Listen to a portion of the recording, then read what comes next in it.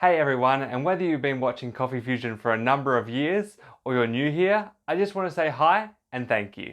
I recently hit 50,000 subscribers on YouTube, and I think milestones are always a really good time to look back and reflect on the journey you've had so far. So I wanted to take a bit of time to look back on Coffeefusion in general and my own progression as a coffee professional. And that's from the time where I've been running the YouTube channel through to today where I roast coffee for Coffeefusion as well. Coffeefusion started out in 2011 where I had just been a barista for a couple of years and I was looking everywhere online to try and learn more about coffee. I was passionate about the industry and I'd gone from thinking of being a barista as a temporary job to thinking it was something I could pursue as a career. Online at the time there were a few resources, but in particular I wanted to learn about latte art, and so I searched YouTube and there wasn't really anyone uploading regular content. So I decided as I learned I'd upload videos of my practicing and perhaps some people might find it useful. Well, it seems like you did.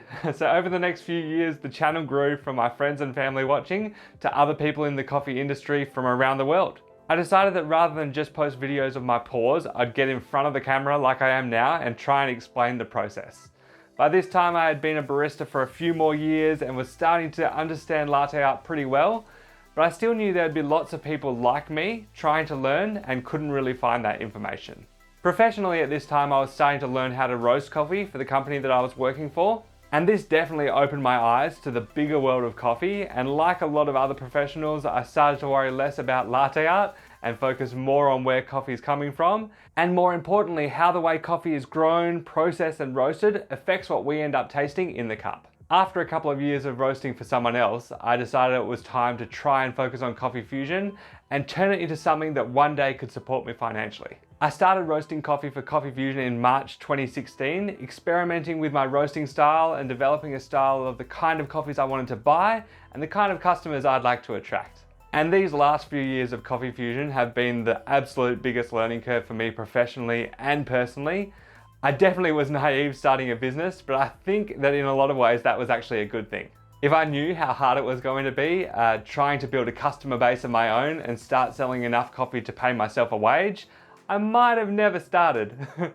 So in 2018 I went back to work part-time whilst continuing to build Coffeefusion as well, and in the last year my subscription service has grown enough to start bringing in some regular income in, and it's been really awesome reaching this whole new audience of people who I can teach how to make better coffee at home. So that brings us to today, and I guess the future as well. So this year I've been working really hard to grow that subscription community further by offering a free trial of my coffee. As well as seeing a lot of new names, it's really been awesome to see some names from the YouTube comments turning into coffee customers as they try my coffee. It's a shame that I have a really big international audience who would love to try my coffee, but I can't get it to you yet. I am always keeping an eye on ways that I can ship internationally in a fast but cost-effective way. I would love to get that up and running in the next year, but perhaps we might have to wait until the pandemic is over.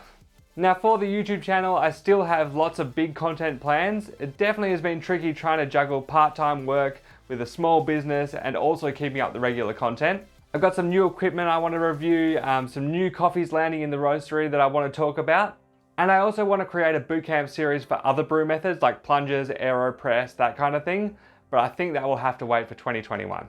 Anyway, thank you so much again for 50,000 subscribers, and no matter how long you've been watching Coffeefusion, I hope you enjoyed this nostalgic trip down memory lane. Until next video, keep frothin'.